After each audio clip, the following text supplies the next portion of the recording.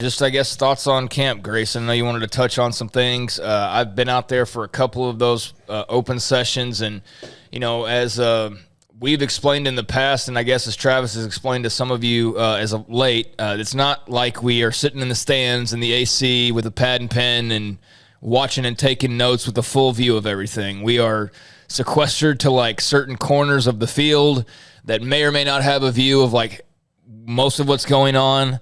Or may not allow us to see like two position groups the entire time, really, versus, walking around to every corner of the field. And look, we get great access. I'm not complaining about the access we get, but it's just people have to realize when they start throwing questions galore about practice stuff, it's like it's not the Cowboys training camp where we're out there the entire time sitting against the fence with pads, like I said. We're there trying to look through, I couldn't even see my phone screen yesterday because it was so bright, and then it started to overheat. So I couldn't even tweet anything. It was wild.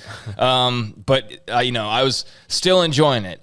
So we try to pick up what we can, and I know that you've passed off notes and Travis has passed off notes, and I've tried to clear air here and there where I can on the show and whatnot. But what do you kind of want to throw out there in terms of what you've seen through this first week? Yeah, I think the first thing that we need to talk about is just the kind of moves that have been made, right? So Al Walcott, at least the first day, was working only with the safeties, was not working with cornerbacks anymore, which kind of feeds into that report that Sam Kahn had back in The Athletic during the spring talking about, I guess it was summer, talking about how Al Walcott had been utilized at the star position a little bit in the summer. So he had reported that based on a conversation with Ron Roberts. And as we're seeing, that has kind of come true. It looks like he's going to be working on the star position, so working with the safeties. And then that coincided with the move of Lorando Johnson to cornerback. So those two, that's what they've been kind of filling in at. Very intrigued by it. I think Al is a tremendous player. He's put on a lot of weight. I think it's been 13 pounds since last year. So he's clearly been getting ready for a role where he's probably going to have to make more tackles, plays in the box, and things like that. So it's kind of perfect for the star position. He's going to give Baylor a bigger Jalen Petrie if he does lock into that role. As far as Lorando goes, he came in as a cornerback. That's what he was recruited. It's kind of funny because Al was recruited as a safety, and Lorando was recruited as a cornerback, and then they flipped when they first arrived, and now they're flipping back. So I think that's a very interesting parallel. I know a lot of people thought, Lorando's not going to be able to play cornerback because he's too slow, is what a lot of people thought, or his hips aren't great enough to play cornerback. We're going to find out. I was always kind of under the impression his length and his straight line speed could kind of make up for that. So we're going to see if he can actually do that. They have a talented group, but they're young. So Lorando's probably going to have to go in and play a role immediately, which is what I'm expecting. I'm expecting Al to start at star, and then that moves one guy, and that one guy's Christian Morgan. What's he going to play? And that's kind of been a big question because all through spring, it was Devin Lemire, Devin Neal, Christian Morgan were the safeties. And now Christian is kind of looking like he might be bouncing around a little bit from positions, maybe being the backup star and the backup boundary, or maybe he just slides in and starts at boundary. And then maybe Devin Neal plays field safety. But who knows? That's going to be up in the air and up for competition. But I think it's very intriguing to see how that move has kind of affected multiple guys on the roster. And I think that was probably the biggest storyline of the week. Yeah, that's certainly of interest. And Christian Morgan at this point, he's been around the block.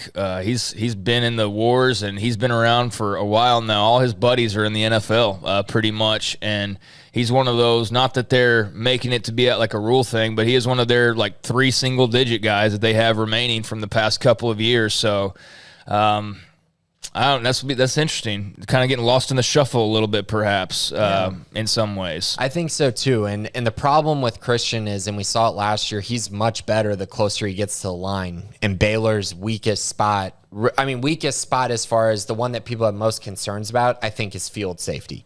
They're not really worried about the line right now. No, yeah. For sure not. Yeah. But it's more like he was not great in space. No, that's what I'm saying is they don't need him on the line. Yeah. Because they got a line. They've got a really good line. Right. So you need more playmaking, and that's where Al Walcott comes in. And so, but then it's like, where does Christian play? And so that's kind of what what the staff's gonna have to try to figure out.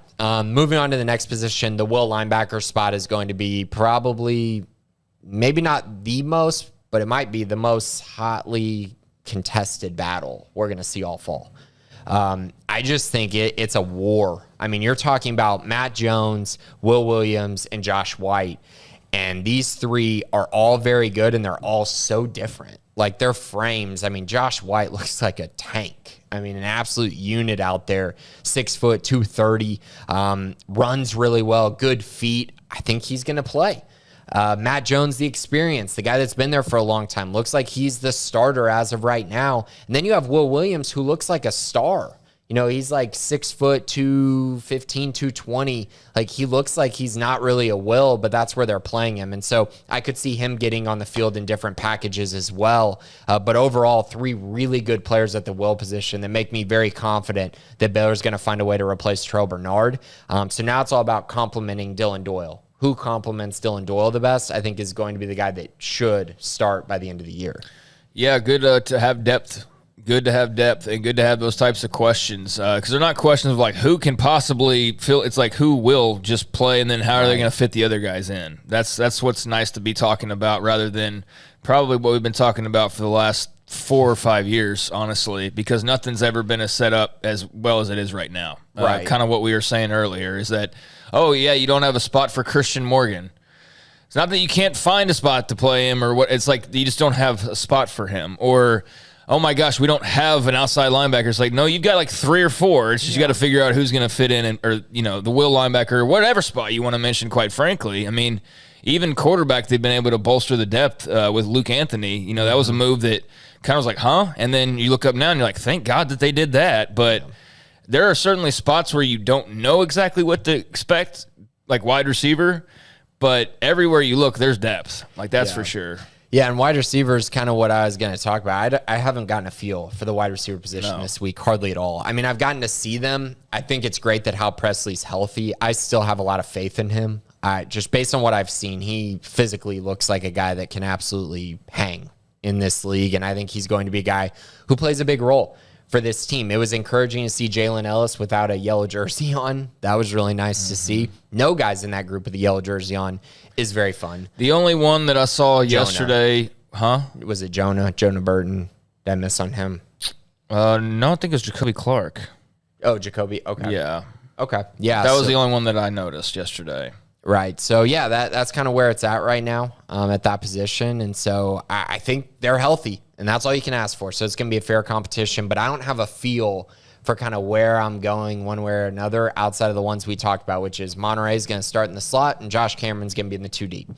Outside of that, it's kind of like I think this guy's going to be that, but I don't know for sure based off what we've seen so far in practices. Yeah, I mean, they've got depth there, but it's very young depth. And so if there was a spot that you know, like I don't think that they're thin really anywhere that you look that you get super concerned about. But if you look at like experience, then wide receiver is right top of mind going, okay, like, yeah, they've got players there and they've got athletes there and they've got some dudes who could turn out to be studs by the end of the year.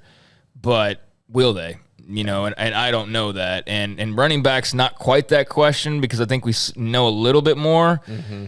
But it's still a little bit of a question mark, too. Like, it really is because, I mean, yeah, sure, Squirrel's great. But, again, how long have we seen him actually play and last out there? And Tate McWilliams looks the part, but how much have we really seen him play outside of the beginning of last year? And, you know, the others all look great, but how much have we seen them play at all, you know, outside of a carry or two? So, yeah, man, that's going to be the big tell, I think, is just running back and wide receiver. Like, what happens there on offense? Because everybody loves Shapen for the most part that I've seen. It's almost unanimous.